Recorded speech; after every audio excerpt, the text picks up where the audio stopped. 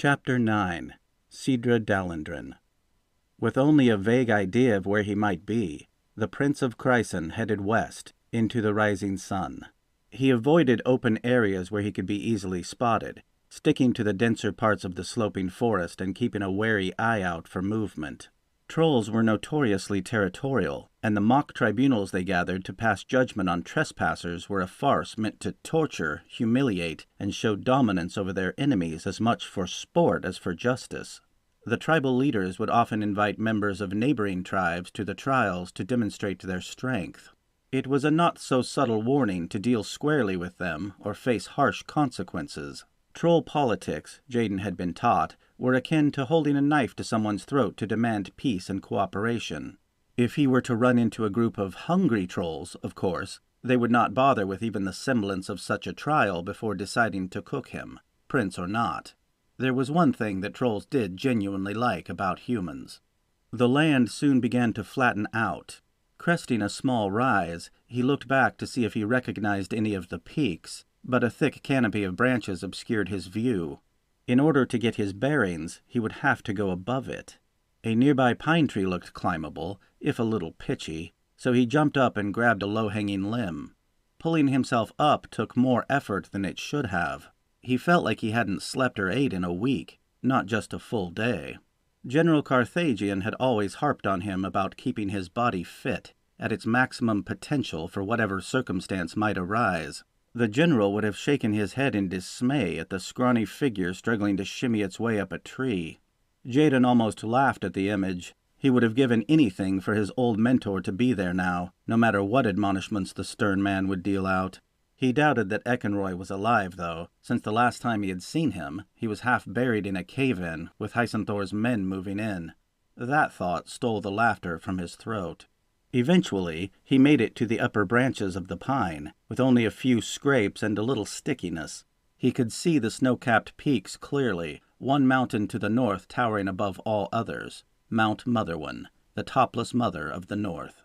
It was said that no one had ever reached its eternally cloud-covered summit, though many had died in the attempt.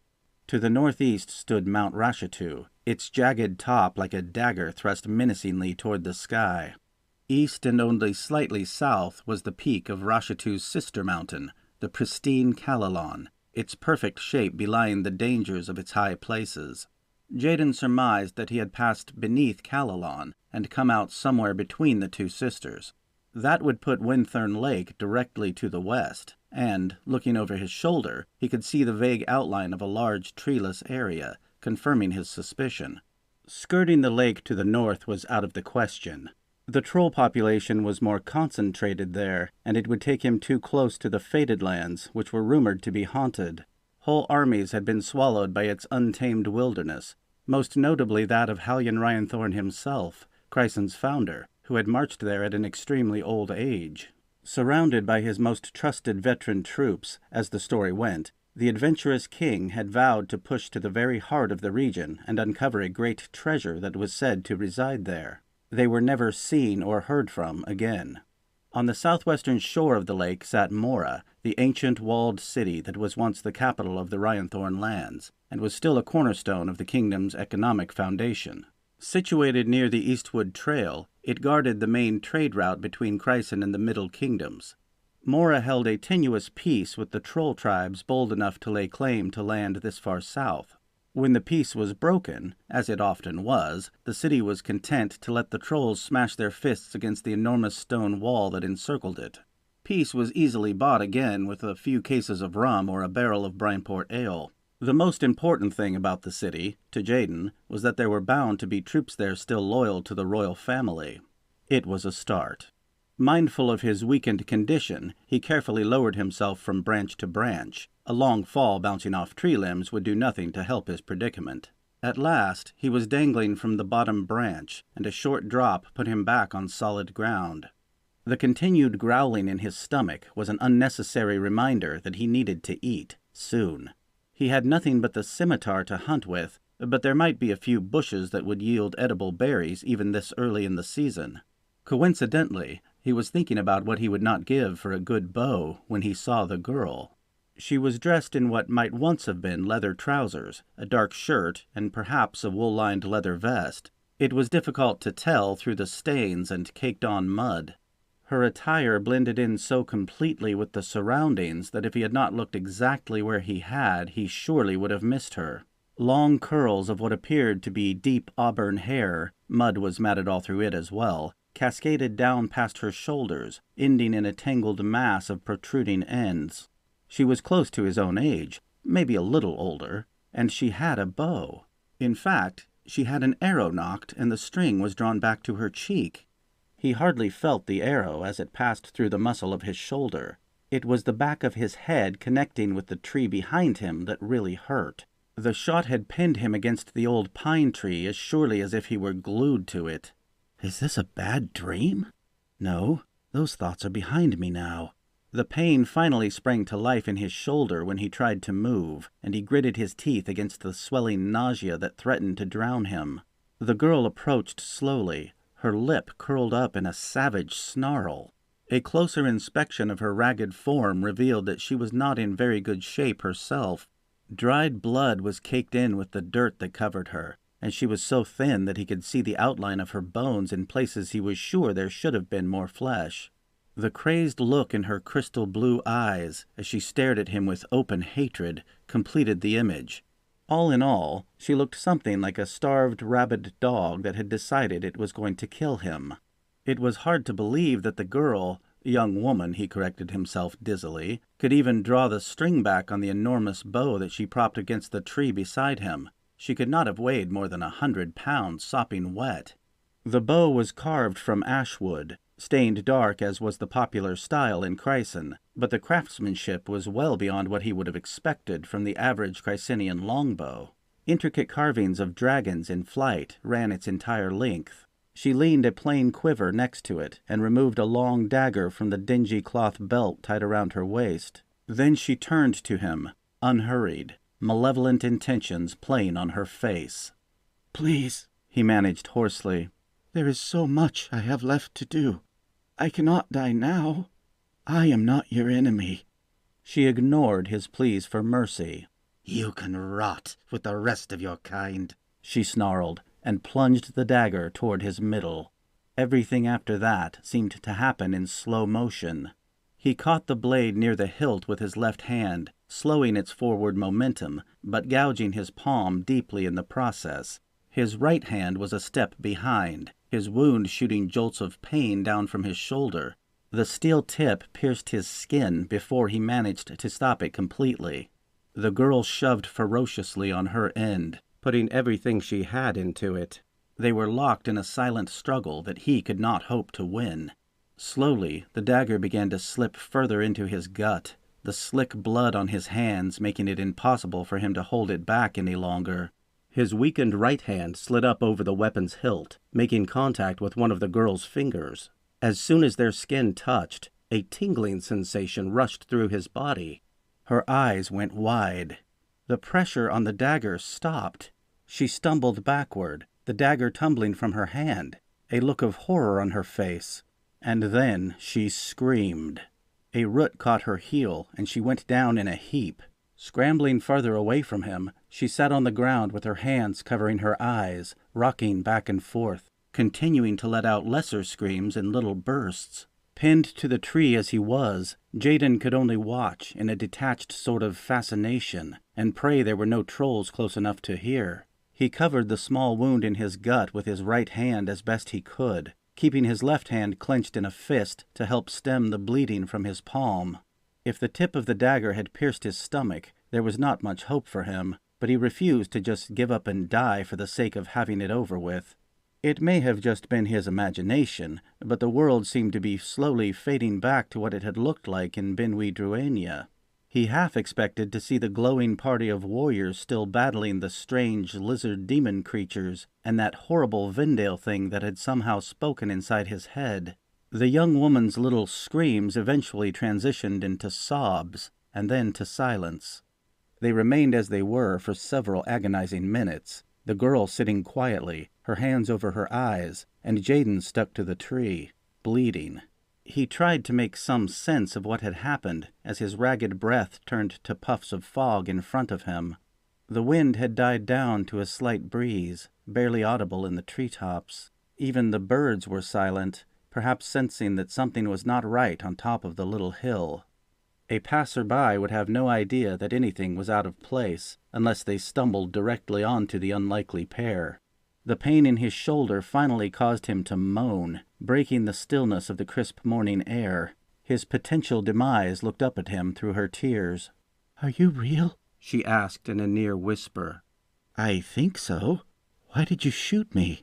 She could not seem to find an answer. Instead, she rose cautiously and approached him, staring at the arrow in his shoulder as if seeing it for the first time. Reaching up, she brushed her fingertips lightly over the fletching. "I made this myself. The green feathers come from the cockatiels, down near the border of South Calas." "Are you going to help me?" he asked. She did not appear to hear him at first, absorbed in the examination of her handiwork. Eventually, she blinked, breaking out of the trance. "Yes," she said firmly. "Yes, of course. This is going to hurt." Gripping both of his arms up near the shoulder, she motioned her head to the left. "Use your weight. One quick twist. We don't want to disturb the arrow. Just snap it off in the back. Are you ready?" He nodded. 1, 2, 3. He spun to the right and could hear the wooden shaft snap behind him. The arrow did not shift much, but it still hurt. His shoulder was beginning to stiffen. "I need to get this out of me. There is a town, Mora. It can't be more than a day or two from here." "I know where it is, and you won't make it that far," she said matter-of-factly. "I can remove the shaft, but we'll need a fire and clean bandages. Clean water, too." "I can make it to Mora," he replied stubbornly. "You don't know what I've been through to get here." "You were lucky enough to avoid the trolls that patrol this area, but if those wounds become infected, then being roasted on a troll spit will be the least of your worries. Come with me. Let me tend to your wounds. Then, when you feel up to it, you can go." "Where will you take me?" "A safe place. As safe as any can be, in these times. Come." Retrieving her dagger, bow, and quiver, she started westward. Jaden hung back, debating. There had to be some explanation for her erratic behavior. There was no doubt that she had just mercilessly tried to kill him, but something had happened when he touched her, something that defied logic. More magic? Magharine had said that he needed to recover the Stone of Fire before he could claim the magic that was his birthright. There was still plenty of time to come to terms with that, if he ever made it that far. Perhaps the girl had been under some sort of mind control or illusion, as he himself had once been, and he was one of those rare people who could break through the enchantment with a touch, like those sought-after individuals during the Illusion Wars. He had eventually broken free of Hysenthr's control, after all. "Are you coming?" She wants to help now, but what if the madness, or whatever it was, returns? The stiffening in his shoulder finally made the decision for him. It was getting worse. He needed to eat, too, and if she could pin a man to a tree with that monstrous bow of hers, she could easily bring down a deer. She could probably kill a bear with it if she wanted, he mused. There was not much of an alternative. He would let her tend his wounds, he decided, wounds that she had inflicted, and then he would be on his way. "All right, you can clean me up and give me food, if you have any, but don't expect my gratitude." "I do not expect anything. It is something that needs to be done, that is all. I need a purpose, something to keep my mind off other things." The way she looked at that moment, eyes lost in the distance, he almost felt sorry for her. Almost. She had stuck him with an arrow and a very large knife, but there was something all too familiar in that look. He knew what it was to be lost in powerful memories. What was she doing out here alone? Was her strange behavior all an act? Why?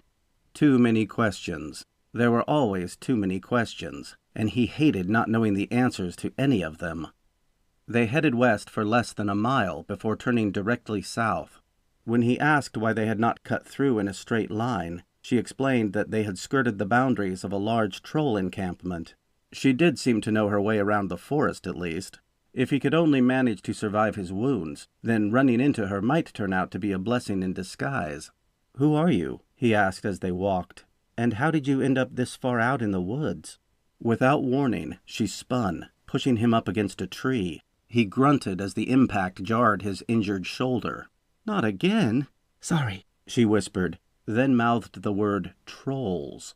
He peeked cautiously around the trunk, hearing the crunch of large feet long before he saw the forms of 5 trolls crashing through the forest. The 2 in front were busy kicking at the underbrush and moving sticks and small logs out of the way, clearing a path, while the 2 bringing up the rear were sniffing at the air in every direction. The 4 of them were the size of very large men, with dark brown skin. Their arms were unnaturally long, swinging down nearly to their knees, and their hands were enormous. Each of them looked as if they could crush a human skull in one big palm. They were wood trolls, he knew from scouting and from his lessons. If the 4 wood trolls were big, the 5th was like a grown man among children. He had heard of mountain trolls, but never seen one before now. The massive creature was at least half again the height of the others, with limbs so big around they appeared as if they should break off from their own weight. Pale gray skin was bunched together in clumps of muscle that mimicked large, irregularly shaped scales. The troll walked upright with an air of self-importance, seeming to ignore everything around him. A rusted sword that looked like it was made for a large human warrior, merely a dagger for it, was bound to its back by a ragged leather cord. The smaller of the 2 trolls in the rear shouted something in a guttural tone, and the party came to a halt. The enormous mountain troll sniffed the air with an audible snort. While the wood trolls had large, pointed noses, the gray had an even larger snout that was smushed back, his nostrils 2 large holes in the center of his face. The wood troll who had started the heightened alert pointed directly toward where they were hiding. Jaden instinctively wanted to run, but forced himself to relax. They would not make it far before the trolls caught them. Well, he would not, at least. His companion's weight shifted against him, and he realized with horror that she was unlimbering her bow. He shook his head fiercely, but she had that same snarl on her face he had seen when he had been on the wrong end of one of her arrows. She silently slipped a green feathered shaft from her quiver and knocked it to the string. He closed his eyes and said a prayer to the thoughts. There was a crash as the lead troll sent a good-sized log flying out of the path of the gray, and they started toward the concealed humans. They were 100 paces away now, 80, 50. The party slowed as one of the wood trolls struggled to roll a large boulder out of the gray's way. The monstrous mountain troll's hand lashed out quick as a whip to strike the smaller troll in the back of the head when the rock did not move fast enough. The brown wood troll picked himself off the ground and doubled his efforts, until the rock tumbled off into a patch of briars and the 5 were on their way again. The young woman tensed, preparing to spin and take aim. Just as she began to draw the string, a stag leaped from the brush between the 2 parties and darted off. One of the trolls started after the frightened animal, only to be reined in by a command from the leader. The gray then turned to the smaller troll in the rear, who had originally sniffed something out of place, shouting in the troll language. The small troll, if any of them could be called so, shied away and muttered something under its breath. The enormous gray, apparently displeased by the comment, grabbed its smaller companion and tossed it through the air like a rag doll. Moving in on him again, he picked the wood troll off the ground by the throat, holding it in midair, squeezing its neck and shaking with rage. The remaining wood trolls who were gathered behind, watching, shared a look. With a growl, one of them picked up a good-sized rock and struck the big gray over the back of the head.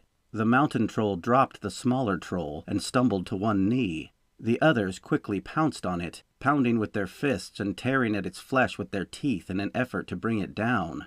Jaden was so engrossed in the spectacle that he failed to notice the persistent tug on his arm until his companion hissed at him under her breath. Their situation suddenly came back into startling clarity, and he quickly followed her. They slipped silently away through the trees, leaving the quarreling trolls behind. Keeping as swift a pace as stealth would allow for the next half hour, they put as much distance between themselves and the trolls as they could. He stopped abruptly when the arrow shaft still protruding from his shoulder snagged on the low-hanging branch of a madrone. Pulling the leaf-covered branch carefully away, he leaned against the base of the tree in pain. His anger boiled quickly to the surface, and he unleashed it against the unassuming trunk with his foot. earning him a sore toe that did little to distract from the dull ache in his shoulder. "Are you all right?" "No, I am not all right. I'm crashing through the forest, dodging trolls, with a bleeding hand, maybe a punctured stomach, and an arrow sticking out of me. My new traveling companion could turn on me at any moment, and it feels like weeks since I've slept or had anything to eat. I would say that I am the far side of the split from all right." The young woman endured his outburst silently. He breathed deeply for a few moments, getting a handle on his anger. "I'm sorry. Every time I think my life might be headed in some meaningful direction again, something completely out of my control seems to disrupt it." "I understand what you mean. I was not the same person a few months ago that I am today. I was safe and content in the city I grew up in, surrounded by what friends and family I still had. I was a part-time dressmaker." She sniffed sourly at his look of disbelief. "It was only on consignment. I do prefer to fish and hunt and live off the land, as my father taught me, but it is a lonely life in the woods. The dresses were a means to earn a little extra money and socialize on my own terms. That life is gone now. The city itself may well be gone for all I know." "What happened?" Her eyes went far away. "It burned. They came, and it burned." The story sounded all too familiar. If she was from Eridan, it was possible that she could give him some insight as to how the city was taken. "Who were they?" he asked. "Those from the other side. The demons." He did not want to believe it, could not believe it. If demons had somehow managed to cross the split before it was time, had they attacked other nations as well? North Kalas was the closest to Sidon. Had Garban, the city of the Golden Dome, fallen to them too? "Are you sure they were demons?" "I know what I saw. The same thing I saw when I looked at you." "Me? You thought that I was a demon?" "I swear you were. That is why I pinned you against that tree. I was going to kill you slowly." Tears welled in her eyes, and he realized for the first time how vulnerable she really was behind her fierce mask. Whatever she had been through, it sounded just as bad as his own recent past, and he found himself wanting to console her.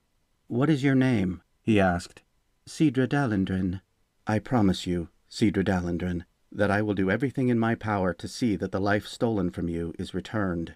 It sounded a little foolish to his own ears when he said it, but he meant it. He would do what he could for her and for everyone in Crysin. It was his duty. The people were his responsibility, as they were once his father's. He would set things right again, somehow. "What was the name of your city?" "Celis." His blood froze. Celis was the largest city in Crysin. He leaned against the madrone tree in despair. If what Cedra said was true, if Celis had fallen, then his job had become doubly difficult. Not only would he have to retake Eridan, but he may also have to lead an army to Celis against a foe whose foothold in El Norda was yet unknown. He needed help, and he needed it badly. The mages were to the north, in Dogmar, but by the time he made that journey, without the help of Grodin and his warriors, there might not be a Crysin left to save. Unless... "When I touched you on the hand, did you feel something?" "It was like a concussion," she replied immediately, seeming to know exactly what he meant. "It staggered me like a physical blow, and that's when you appeared in place of that thing." He was beginning to suspect that there was something other to this than demons in Al Norda. The gate had only opened once a year, as far as he knew, for the last 2 millenniums after all. Why would it suddenly open now, with so little warning?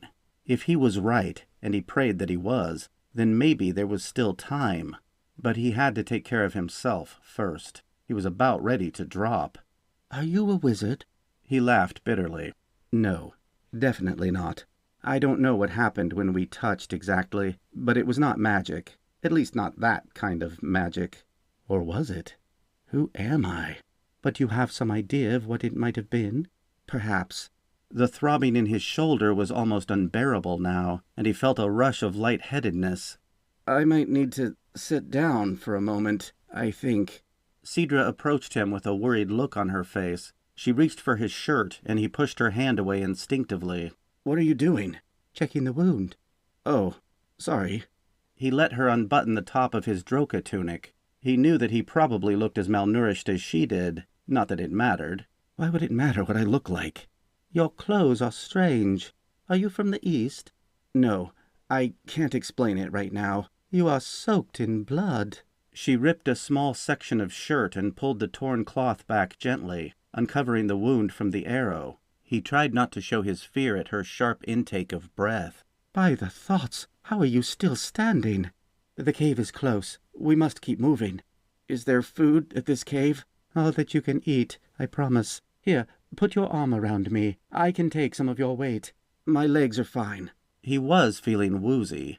I can't let her see how weak I am. He knew that his mother would not have approved of his narrow-minded thinking, but Sidra really was just a twig herself. He had to be strong for both of their sakes. Pushing himself away from the supporting madrone tree, he managed to stand on his own without wobbling too badly.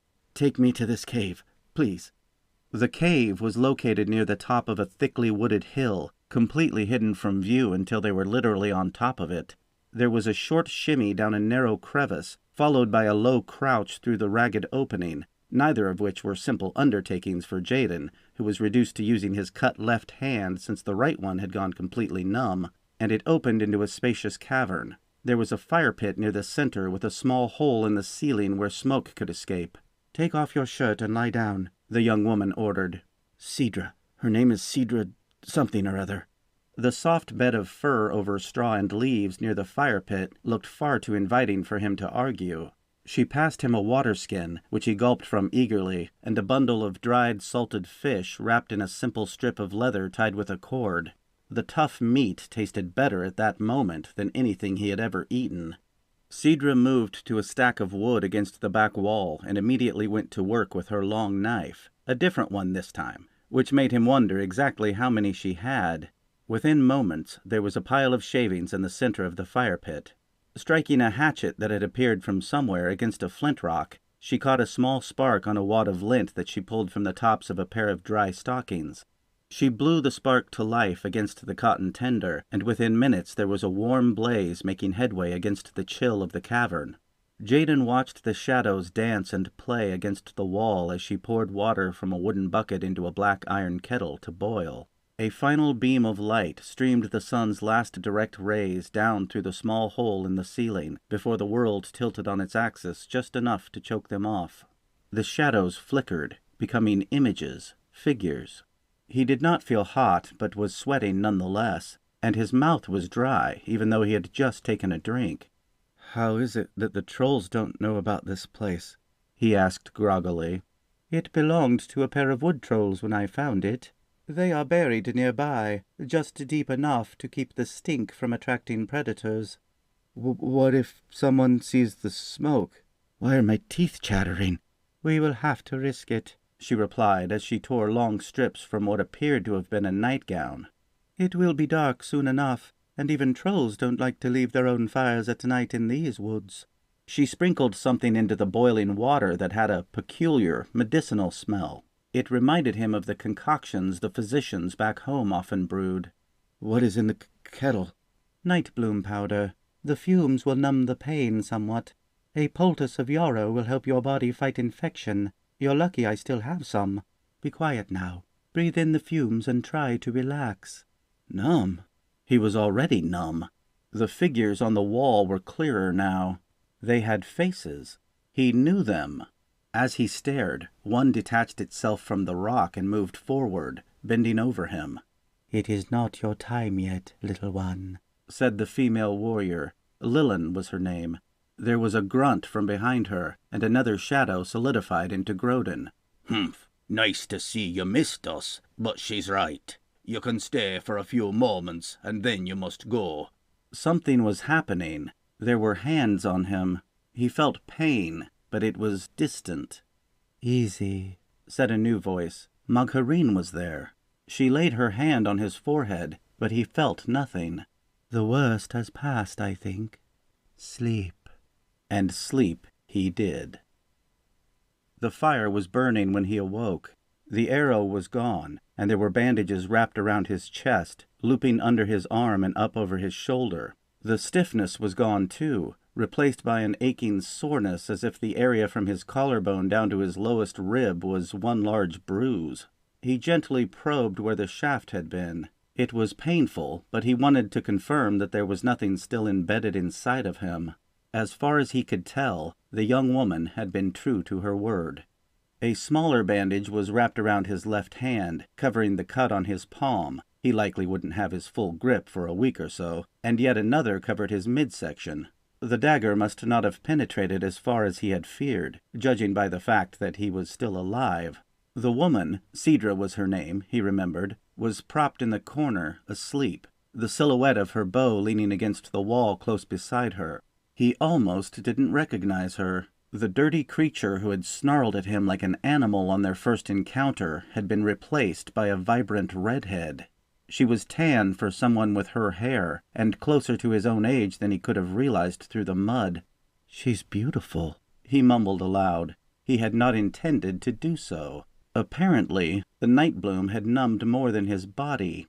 His head felt almost as if it were floating independently from the rest of him.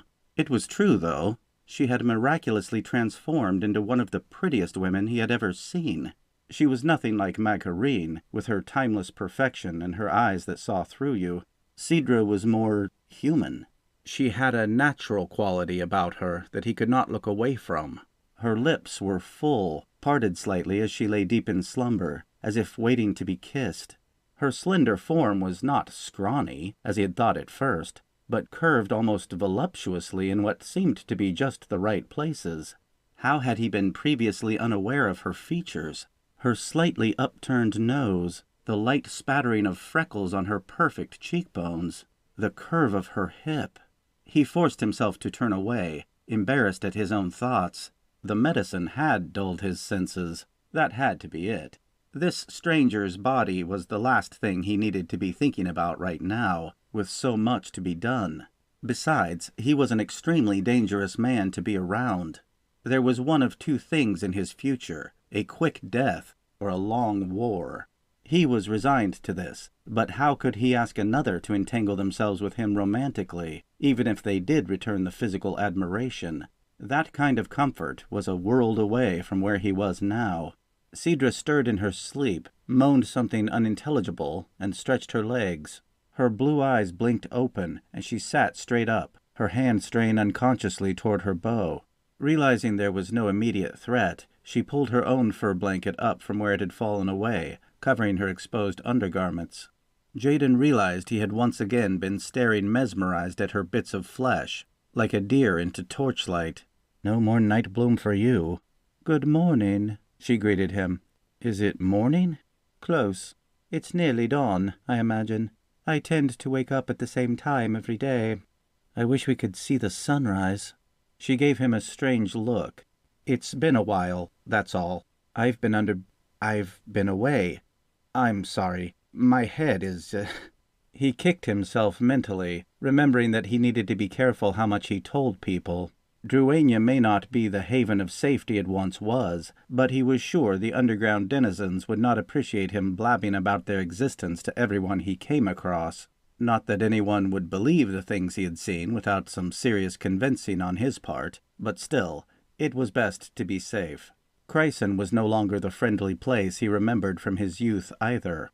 He wanted to trust this young woman, but there was no sure way to tell where her allegiances lay. What did he really know about her anyway? He did not want to find himself on the wrong end of her bow again, or one of her wicked daggers. "Your business is your own," she said with a yawn, rising. This time he found the good manners to turn his head until she was fully dressed, in a stained but clean enough outfit, consisting of a padded brown tunic, matching trousers, and a warm-looking fur overcoat. He envied her well-soled leather boots, which were nowhere near new but looked warm and sturdy. His own feet had almost frozen in the droka shoes he wore, which were not much more than slippers, or he assumed they had nearly frozen. There had been enough other parts of him in pain that he hadn't really noticed that detail. His own clothes were strung on a line near the fire. Cedra must have given them a rinse-wash in a nearby stream after he had passed into unconsciousness, judging by the lack of blood and grime. She tossed him the waterskin from the night before, which had been refilled, and some more dried meat, venison jerky this time, along with some salmon berries and only slightly withered leeks. It seemed like a feast. You need to get your strength up if you want to leave here soon. You should get dressed, if you can, while I find us some real breakfast. We're safe enough, but it never hurts to be ready to run or fight with so many trolls around." She left the cave and he took her advice, though putting his shirt on was indeed a slow, painful process. A surprisingly short time later, she returned with a pouch full of quail eggs, a rabbit, and some wild onions. She cooked everything on a flat rock, seasoned with ground pepper and another spice that had some kick to it. The meal would have been delightful even had he not still been ravaged enough to eat whatever had been put before him. The foreign spice reminded him of some of the Sicilian dishes that had been served at court, which in turn reminded him of home and the reason he was here. He decided that if she asked, he would tell her that his name was Ryan Mathiasen, a farm boy who had journeyed out to see the world, landing himself in a spot of trouble with some local authorities in North Calas. Hopefully that would explain away the subjects he did not want to talk about. Now he was on his way back to Mora, to see if his father would take him back in and give him work. The reason he was so deep in the woods was because he was run off the Eastwood Trail by a group of bandits who refused to give up the chase. It was a story he was rather proud of, coming up with it on the spot as he had. "That was delicious," he complimented, picking a stray strand of meat from between his teeth with a sliver of wood. "What was that spice?" "Favrika. It grows wild in the Rosian grasslands. My spices were one of the few things I was able to salvage from the house before it burned." He felt sorrow at her situation anew, and for all who had come across hard times because of the wizard's treachery. The trouble in Celis had to be Grislin's work as well. It was too much of a coincidence to be otherwise. One more thing the wizard had to answer for if he had his way. He had avoided sensitive subjects the previous evening, apart from one explosion caused by tiredness and great pain, mostly for fear of angering his attacker-turned-host, since his life was basically in her hands. She had brought the subject up, though, so he felt that a little probing might be safe. "Do you have any family that might have survived?" "My grandfather. He's old, but tough as nails. I can't imagine anything might have gotten him. I've searched for the one place I think he would have gone, but I can't seem to find it." "Is it a town? I might know it." "No, it is an old temple out here in the woods, abandoned long ago. It's almost as if it—" "What?" "Disappeared." "The ruins of Haveline are north and west of us," he ventured skeptically. "I've never heard of any temples on this side of the lake." "It is here," she insisted. "He took me there once when I was younger. I know the way. I have tracked and hunted these woods with my brother and my father since I was old enough to hold a bow. It should be there, but when I look, it's just not. I can't explain it. There's no gate, no building, no foundation, not even rubble where a building used to be." He wished he had an answer for her, but the dilemma was beyond him. It was a strange story. Maybe too strange to be true, he thought, though he was not about to tell her that. Just then there was a sound near the entrance of the cave, like the crunch of a boot on gravel. Soon after, a cloud of dust followed a small cluster of falling rocks, shadows from the fire dancing in its wake. Jaden and Cedra looked in the direction of the disturbance simultaneously, their eyes remaining fixed on the spot. They waited, not daring to breathe. Soon after came a scraping sound. Cedra rose slowly, never taking her eyes from the entrance. Another rock fell, hitting the dirt with a thud, followed by an enormous pair of bare feet, gray-skinned, all knotted muscle and veins.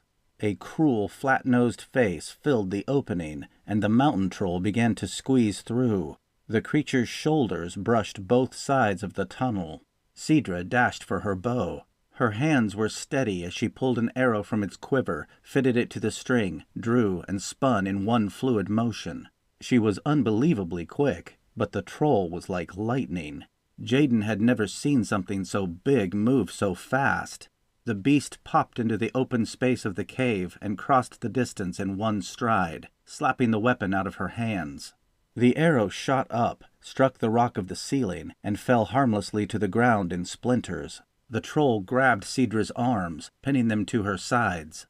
He knew he had to do something. Lurching to his feet, mindless of the pain, he pulled a flaming log from the fire. Squaring his shoulders, he did his best to look menacing. "Let her go!" he shouted. The troll just stood there, holding its captive in place and looking straight ahead with a vacant-eyed stare. Jaden took an unsteady step toward them, all the while praying for the great thoughts to give him strength. There was another thud, and he spun to see a second mountain troll ducking through the opening. The beast rose to its full height once inside, but instead of going for him, it casually moved to the side of the opening and was still, crossing its arms in front of its massive chest. A smaller form followed, and to Jaden's utter surprise, it was a man. The gentleman, who appeared to be in his middle years, was what most women would have considered handsome. His dark hair was kept neat, and he was dressed in black robes. He had bright hazel eyes, and a short, well-trimmed beard that followed his jawline perfectly, ending in a point at the tip of his chin. When he stood up to brush the dust from his robes, his posture was precise, bordering on arrogant. He looked about the cave with obvious distaste, his eyes coming to rest on Jaden. "I take it there was a shortage of proper inns, Your Highness," he remarked, his voice dripping with sarcasm.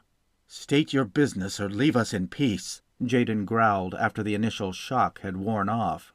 "Very well. I have come for you, Prince." For me? It was inconceivable that anyone who might be looking for him could have actually found him here. What sort of man travels with trolls? The newcomer looked at the monstrous beasts as if he had forgotten about them. He shrugged. "Do not mind them. They will follow anyone they are afraid of." Who would they be afraid of? "Why, me, of course," the man responded as if the answer should have been obvious. "Who are you?" "I am Spurion."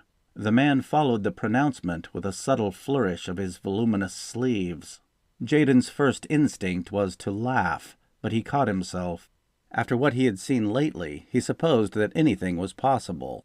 He knew the name, of course. Spurion the Sly, Spurion the Cunning, Spurion the Bold, and Spurion the many other things were titles that everyone was familiar with. Spurion had been the right hand of Alamon himself when the mages ruled the nations of Sidion. He had helped create the Split. He was probably the most famous of the 7 living mages, nearly as famous as Alamon himself. If Jaden had not met the infamous Magharine, Witch Queen of the Isle turned protector of a secret people who lived in an underground kingdom that he had not known existed, merely days ago, he would immediately have dismissed the man as a crackpot. A frightening crackpot, with mountain trolls apparently at his command, but a crackpot nonetheless. "Why should we believe you?" The man who claimed to be a mage out of ancient legend paused, thinking seriously for a moment. He stroked his slender beard, his brow wrinkled in concentration, as if someone had asked him what the meaning of the universe was. "Ah, whom but I would have the audacity to claim that they were me?" he exclaimed finally, with a triumphant air. Jaden had still not yet discerned if the man was crazy or if he could really be who he said he was, but with Cedra's life and his own in immediate peril, he decided that he would play along for now. They could always try to escape later if it turned out to be some sort of cruel hoax. "Spurion is a noble mage, so say the stories. If you are truly he, you will tell that brute to let go of my traveling companion." The newcomer's eyes widened. "Of course," he said, shooting a glare at the enormous gray mass. "Unhand the maiden." The troll immediately released Cedra, who ran to stand with her back to Jaden's, as if they somehow had any chance at all in a fight against 2 mountain trolls and a self-proclaimed wizard. "What is going on? Why is he calling you a prince?" "I am Jaden Ryanthorn. So much for my brilliant story." He would have to trust her now, but first he had to make sure they were safe. "What is your business with me?" "I have come to help you take back your kingdom, of course. We cannot leave it in the hands of my brother, now can we?"